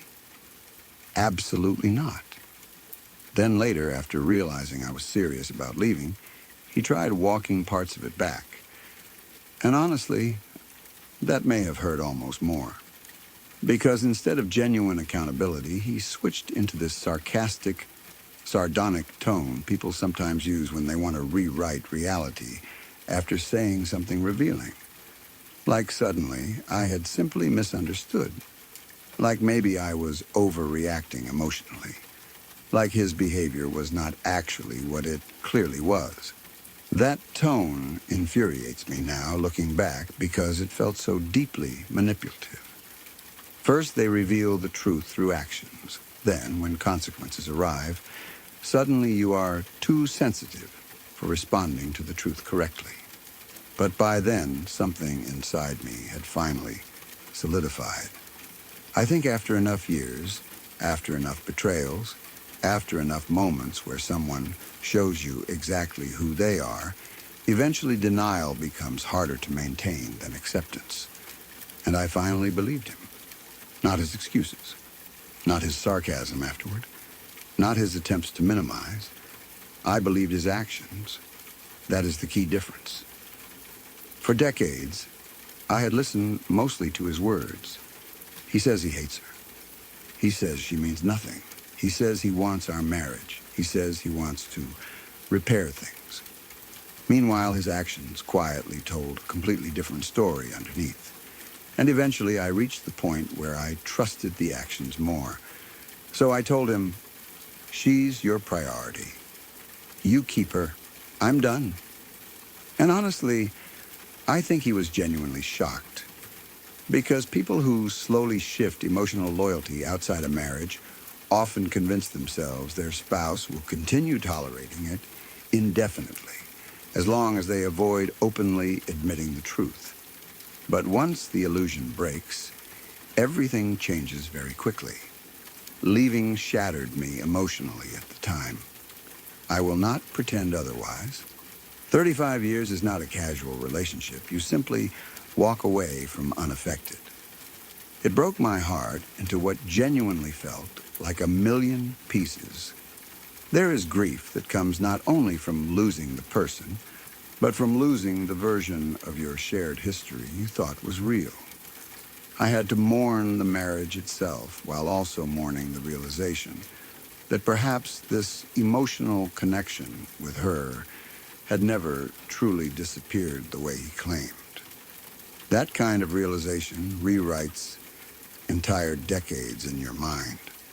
And honestly, I think that was one of the hardest parts. Not just accepting who he became. Accepting who he probably always was underneath the story he sold me. Still, despite how devastating it felt, leaving was ultimately the healthiest thing I could have done for myself, because staying would have required abandoning my own dignity completely. And there comes a point where heartbreak hurts less than humiliation. I reached that point. Now, looking back years later, I think one of the most dangerous things people do in relationships is ignore repeated evidence because the truth feels too painful to accept. But people really do show you who they are over and over, not once, repeatedly, through patterns, through priorities, through where they place their energy, attention, loyalty, and protection. And eventually, after 35 years of explanations and excuses and confusion, I finally stopped listening to the story and started believing the behavior instead. That realization broke my heart. But honestly, it also set me free.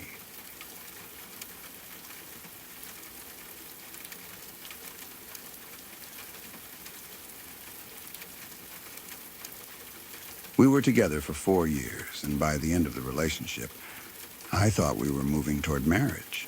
Not vaguely, not one-sided fantasy thinking. He actively encouraged it. That is what made the whole thing hurt so much afterward. For about 6 months straight, this man talked constantly about engagement rings and marriage. He asked me questions about what styles I liked. He took me shopping to look at rings together. We had conversations about weddings, timelines, future plans, where we wanted to live, all of it. It was not subtle. It was not me pressuring an unwilling man while desperately trying to interpret crumbs of interest as commitment. He genuinely acted like a proposal was coming. And honestly, after 4 years together, that felt natural to me. We were adults. We had built a life together. We had already spent years acting like partners. Wanting commitment at that point did not feel unreasonable or rushed. I remember feeling excited during those months in this quiet, hopeful way that is honestly hard to describe unless you have been there. Every conversation about rings made things feel more real. Every time he brought up marriage, I relaxed a little more emotionally because I thought we were finally aligned about the future. Looking back now, I realize I was emotionally building an entire future in my head while he was apparently building up to a joke. Christmas that year felt magical to me before everything went wrong. Both our families were around, the house decorated, lights glowing everywhere, wrapping paper scattered around the floor, coffee brewing in the kitchen. That warm, chaotic feeling family holidays sometimes have. My dad was there too, which somehow makes the memory both sweeter and more humiliating at the same time. I woke up genuinely happy that morning. Not because I expected something extravagant necessarily, but because deep down, after 6 months of ring conversations and shopping trips and marriage talk, I truly believed this might finally be the moment. Then I saw the bag. Hanging right there on the tree was a little Zales bag. I remember my heart immediately starting to pound. It sounds dramatic now, but honestly, when someone has spent months preparing you emotionally for a proposal, seeing a jewelry store bag on Christmas morning feels huge. My brain instantly connected all the dots. This is it. I genuinely started crying before I even opened it. Happy crying, overwhelmed crying, the kind where you suddenly feel your whole future opening up in front of you all at once, and everyone was watching too. Family standing around the living room, my dad nearby, people smiling because they obviously understood what I thought was happening too. I remember my hands literally shaking while I picked up the bag. Then I opened it. Inside was a giant novelty ring ornament. Not an engagement ring, a joke ornament. One of those oversized fake plastic rings meant to be funny. And immediately he started laughing. Not awkward, nervous laughter either. Full laughing. Got you. I can still hear it in my head, honestly. And what makes the memory hurt even more is remembering how quickly the emotional atmosphere changed in that room. 1 second, it felt like a beautiful life moment. The next second, I realized I had basically just been publicly humiliated in front of my family for entertainment. I remember feeling my entire face go hot instantly. Not because I was ungrateful, not because I desperately cared about getting engaged specifically on Christmas, but because someone I loved intentionally built up my hopes over months just to enjoy knocking them down publicly. That is what actually hurt. Especially because my reaction had been so genuine. I had cried in front of everyone. I had allowed myself to feel vulnerable and hopeful publicly. And suddenly I realized he thought that vulnerability was hilarious. The image of my dad standing there honestly still gets me sometimes because he looked completely shocked, not angry immediately, just stunned, like he genuinely could not believe he had just watched a grown man emotionally prank his daughter about marriage after years together. And honestly, neither could I. The rest of Christmas that year felt horrible. I tried to recover emotionally and act normal because once you are humiliated publicly, your first instinct is often to minimize your own pain so nobody else feels uncomfortable. So I laughed awkwardly too, made little comments, pretended it was fine, but inside something had cracked badly. Because suddenly I realized this man enjoyed dangling commitment in front of me emotionally without actually intending to follow through. And once I understood that, the previous 6 months started looking completely different. The ring shopping, the conversations, the questions, all of it suddenly felt less romantic and more cruel somehow. Because if you know your partner deeply wants commitment, why would you intentionally create that expectation over and over just to turn it into a joke? That is not harmless teasing. That is emotional manipulation wrapped in humor so you cannot react honestly without seeming too sensitive. And honestly, I think that Christmas was the first moment I fully accepted that he did not actually want the same future I wanted, at least not with me. That realization hurt in a very specific way because there is something uniquely painful about understanding that someone enjoys your love and loyalty and emotional investment, but not enough to truly choose you permanently. I broke up with him not long afterward, not immediately the next day in some dramatic scene. But internally, I think the relationship died for me right there in that living room, because I could not stop replaying the moment in my head afterward. Not even the fake ring itself, the laughter, the enjoyment, the fact that he saw my hope as something funny to exploit.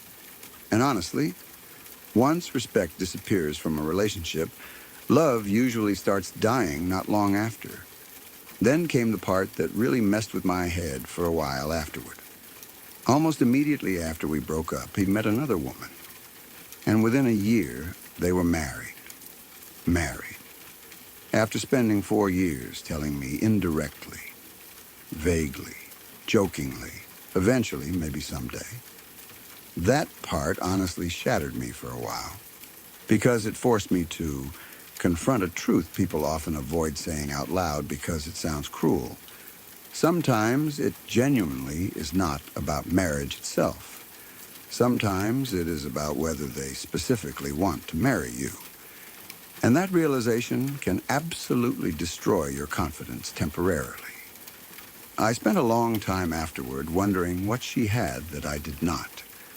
Why 4 years with me produced hesitation, jokes, and emotional games, while 1 year with her produced certainty?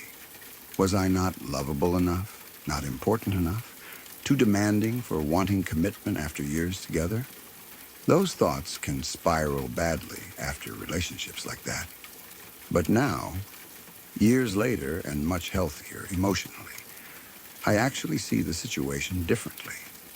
I do not think his quick marriage afterward proved she was somehow more worthy than me. I think it proved he already knew exactly what he wanted all along, and instead of being honest about it with me, he wasted years enjoying the comfort of a relationship he never intended to fully commit to. That is the real cruelty, not refusing marriage. People are allowed not to want marriage. The cruelty is pretending uncertainty, while quietly knowing the answer already.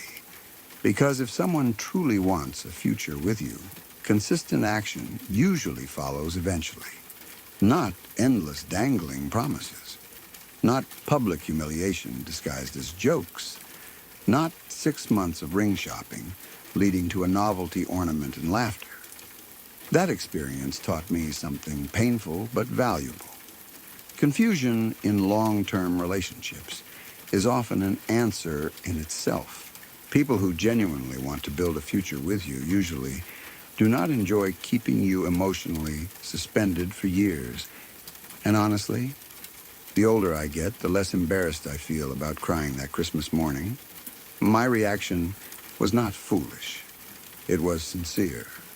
I loved someone, trusted his words, and believed we were building towards something real. There is nothing shameful about hope. The shame belongs entirely to the person who treated that hope like a punchline.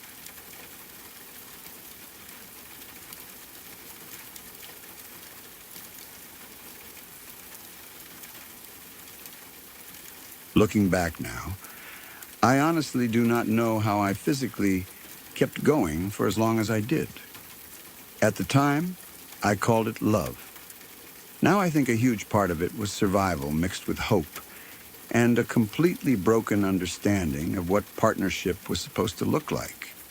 Because when I list everything I did for him out loud now, it sounds less like a relationship and more like I accidentally became one exhausted, unpaid crisis manager assigned to keeping another adult functioning. And the worst part is that despite all of it, he still managed to convince himself I had never been there for him. That sentence alone almost made me laugh when he said it because the level of delusion honestly felt unreal. I built entire years of my life around stabilizing his. When we first got together, I genuinely believed we were building a future together. He was funny, charming in certain ways, emotionally vulnerable enough to trigger my protective instincts, and he carried this sadness that made me want to help him heal. At the time, I thought supporting someone through difficult periods was simply what love looked like. And to be fair, healthy relationships absolutely do involve supporting each other through hard times. The difference is that healthy support flows both ways eventually. What we had was different. What we had was me slowly disappearing into the role of caretaker, while he increasingly centered his entire existence around being cared for. It started with his health problems. He was having severe gastrointestinal issues that caused intense pain and made eating difficult.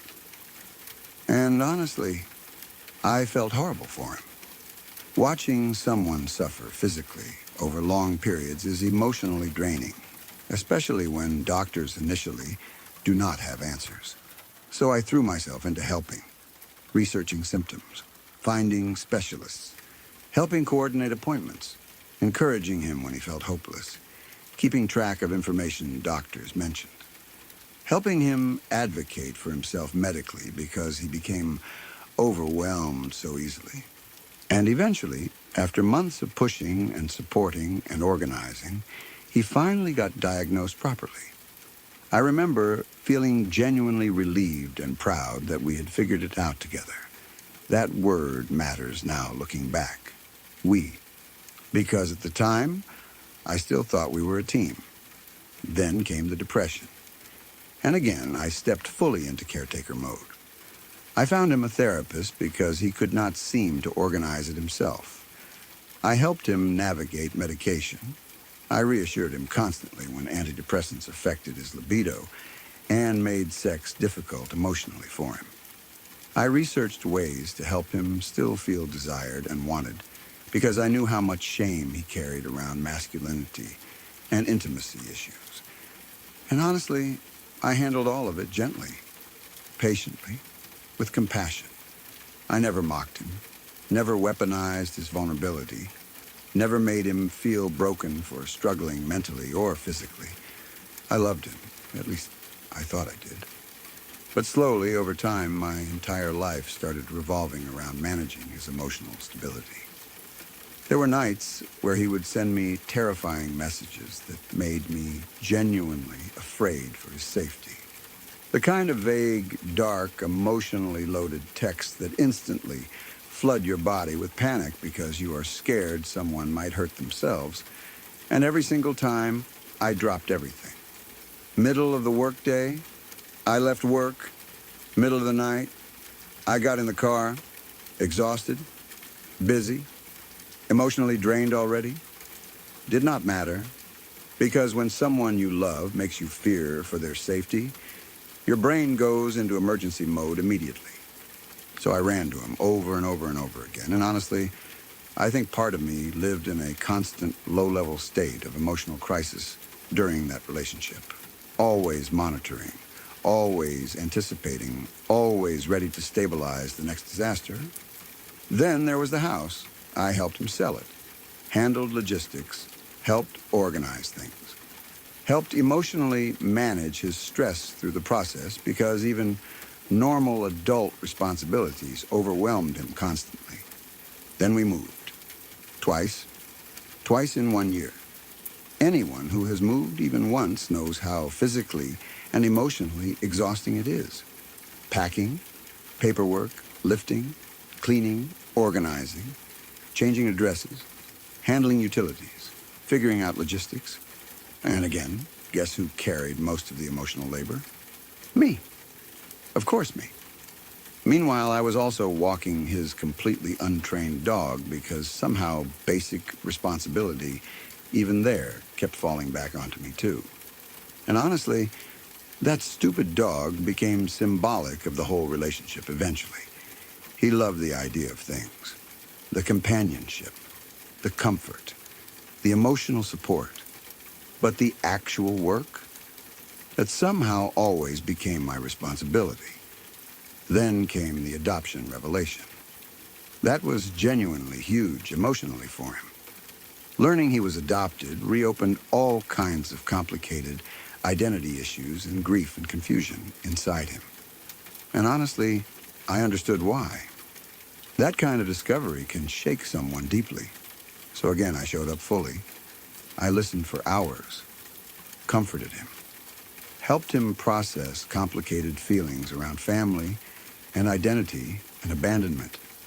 At one point, I even offered to pay for a private investigator to help him search for his biological parents, because I could see how much the uncertainty hurt him.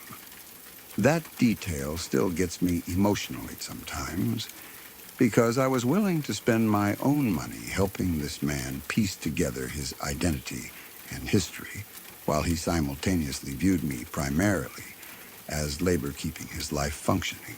And the truly heartbreaking part is that at the time, I still believed love would eventually create reciprocity naturally. I kept thinking once things stabilized, once his health improved, once his depression got better, once life calmed down, then finally we would become equal partners emotionally. But that moment never came, because eventually I realized something devastating. He did not actually want partnership. He wanted support, constant support, endless support, support without accountability, support without reciprocity, support that flowed entirely toward him forever. And once I finally saw that clearly, years of exhaustion suddenly made sense all at once. Because no matter how much I gave, the relationship never actually felt emotionally balanced afterward. There was always another crisis, another need, another emotional collapse, another responsibility sliding onto my shoulders. And meanwhile, my own needs slowly disappeared completely.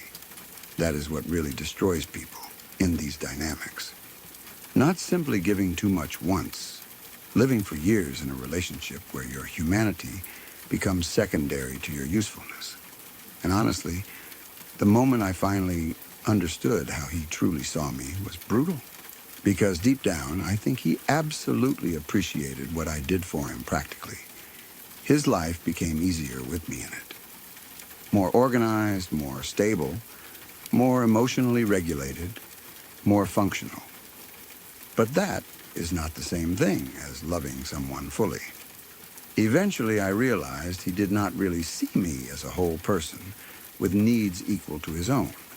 I was infrastructure, emotional labor, domestic labor, sexual reassurance, therapy support, administrative support, crisis management. A soft place to land repeatedly while giving almost nothing comparable back. And once that realization settles into your bones, the relationship becomes impossible to experience the same way again.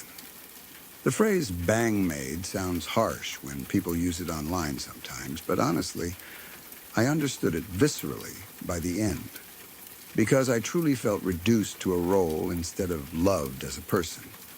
Useful sexually, useful emotionally, useful practically, but not deeply cherished, not protected, not cared for with the same intensity I gave him. And the truly tragic part is that people like this often genuinely believe they love you because they become deeply attached to your labor. But attachment to care is not the same thing as caring equally in return. That distinction took me years to fully understand. Leaving him honestly felt less like ending a romance and more like resigning from a full-time unpaid position that had consumed my identity. At first, the silence afterward felt strange. No emergencies, no crisis text, no emotional disasters needing immediate management, no constant caretaking. And honestly, I did not even know who I was without someone else constantly needing me. That part took time to heal, because when you spend years earning love through usefulness, rest itself starts feeling uncomfortable. But slowly, life became lighter. I stopped feeling permanently responsible for another adult's survival. I stopped waking up already emotionally exhausted. I stopped carrying entire relationships on my back while convincing myself that was normal love. And now, looking back, I feel sad for the version of me who gave so much while asking for so little in return. Not embarrassed, just sad. Because she truly believed if she loved hard enough, supported enough, sacrificed enough, eventually she would finally be loved back with the same depth. But relationships are not healed through one person endlessly overfunctioning while the other person simply consumes. And honestly, once I finally stopped serving as the engine holding his entire life together, I think that was the first time I truly started becoming my own person again.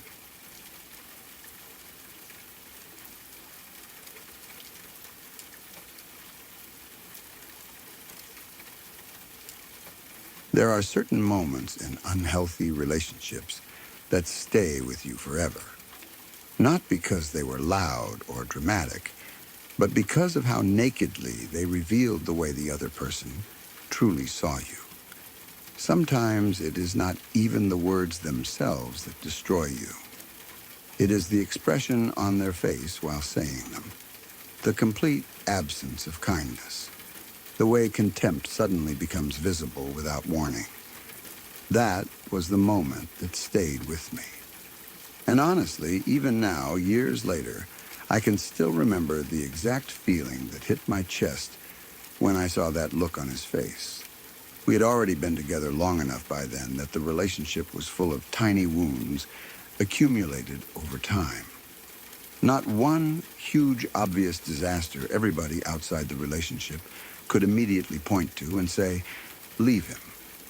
It was more like death by 1,000 cuts, little comments, subtle comparisons, passive-aggressive remarks, moments where I somehow always left conversations feeling slightly smaller than before. The kind of emotional erosion that is difficult to explain to other people because each individual moment seems small in isolation. But eventually, small cruelties pile up into something devastating. He had this childhood friend he talked about constantly. Apparently she was tall, blonde, beautiful, incredibly attractive, effortlessly perfect, according to him. I had only seen a couple pictures of her myself, and honestly, she looked pretty. Totally normal, attractive woman. But the way he described her, you would think she was some untouchable supermodel walking the earth, blessing humanity with her existence. At first, I tried not to let it bother me, because people are allowed to find other people attractive. That is normal. I was not jealous of her specifically. What hurt was the energy behind the comparisons. Because every time he talked about her, there was this undertone that made me feel like I was being quietly measured against someone I could never possibly compete with. And after enough of those moments, your confidence starts cracking. That day, we were talking casually, and once again he started going on about how gorgeous she was. Tall, blonde, stunning, amazing. The way he talked about her honestly sounded almost worshipful. And eventually, probably because I was emotionally exhausted from constantly feeling diminished, I said something very soft and vulnerable. Not aggressively, not defensively, just honestly. I said, well, I feel like I'm just as attractive in my own way. That was it. A completely reasonable thing for a partner to say. Not, she's ugly, not, you're wrong. Just me quietly trying to assert that I had value too. And the reaction on his face hit me harder than almost anything he actually said during the relationship. Disgust. Actual disgust. Not confusion. Not disagreement. Disdain. like the idea that I could even place myself in the same category as her offended him somehow. I remember feeling like all the oxygen disappeared from the room for a second. Because there are certain facial expressions humans instinctively understand immediately. You do not need words to interpret them. And what I saw on his face in that moment told me exactly how little he valued me physically compared to the fantasy image he had built around this other woman. It honestly took my breath away. I remember my chest physically tightening, and the humiliation hit so fast and so hard that I could not even stay in the room. I just walked away. Went into another room and started crying quietly because I suddenly felt so unbearably small. That is the part people often misunderstand about emotionally cruel relationships. It is not simply insecurity. It is the shock of realizing the person whose opinion matters most to you can look at you with contempt. That changes something deep inside. And the worst part is that I genuinely was attractive. I can say that now without shame, because distance and healing finally gave me perspective. But at the time, his reactions had completely distorted my ability to see myself clearly. Because when someone repeatedly positions you as less than, eventually you start emotionally accepting it, even against obvious reality. I remember sitting there crying and trying to calm myself down while also feeling embarrassed for being so affected by one expression. Then, after a while, he came into the room. And honestly, part of me still hoped maybe he would apologize. Maybe he realized how hurtful his reaction had been. Maybe he would reassure me. Maybe he would say he did not mean it the way it came across. Instead, he sat there and basically confirmed everything my heart already knew. He said something like, "I guess you're upset, but it's just how I feel." That sentence alone was brutal enough. But then he added, "You have your youthfulness going for you." Youthfulness. That was apparently my redeeming quality. Not beauty, not intelligence, not warmth, not chemistry, not the fact that I loved him deeply, not my humor or personality or kindness or loyalty, just youthfulness. Like I was some temporary placeholder with one remaining marketable feature. And honestly, I think that sentence permanently altered something inside me, because it suddenly became impossible to pretend his comments were accidental anymore. He knew exactly how cruel he was being. That is what hurt most. Not the comparison itself, the complete lack of care afterward. Healthy people do not watch their partner leave the room crying and then follow them just to calmly reinforce the insult. That is not honesty. That is emotional cruelty disguised as honesty. And honestly, I spent years trying to understand why someone would behave that way toward a person who loved them. Now I think the answer is simpler than I wanted it to be. Some people enjoy feeling powerful through other people's insecurity, especially insecure people themselves. Because once someone convinces you that you are lucky they tolerate you, you start accepting treatment you otherwise never would. And looking back now, I think that dynamic infected huge parts of our relationship. I was always trying to prove my worth, always trying to become enough. Enough physically, enough emotionally, enough sexually, enough intellectually. Meanwhile, he positioned himself permanently as the evaluator, the one deciding my value. And honestly, once you enter that kind of emotional structure in a relationship, it becomes almost impossible to feel safe anymore, because your self-esteem slowly becomes dependent on someone who benefits emotionally from keeping it unstable. The saddest part is that for a long time afterward, I genuinely believed him. Not consciously, maybe, but emotionally. I started seeing myself through his eyes, comparing myself constantly to women who looked different from me, feeling inadequate in rooms where I previously felt confident, questioning my attractiveness despite receiving attention and compliments from literally other people all the time. That is how damaging contempt can be inside intimate relationships. One look from someone you love can override years of confidence. But now, with distance and healing, what stands out to me most is not my supposed inadequacy. It is how unbelievably ugly his behavior actually was. Because genuinely attractive people do not need to diminish others to feel secure. Emotionally healthy partners do not react with disgust when someone they love says, "I think I'm attractive too." Can you imagine how heartbreaking that actually is?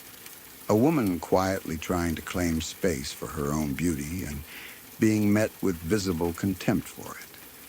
That is not love. And honestly, now when I think back to him saying, "You have your youthfulness going for you," it almost makes me laugh because of how revealing it was. What a deeply sad, shallow, emotionally stunted thing to say to someone who loved you. Especially because youth fades for everybody eventually. But kindness, warmth, emotional safety, the ability to make your partner feel cherished instead of compared, those things actually matter long term. And ironically, those were the qualities he completely lacked.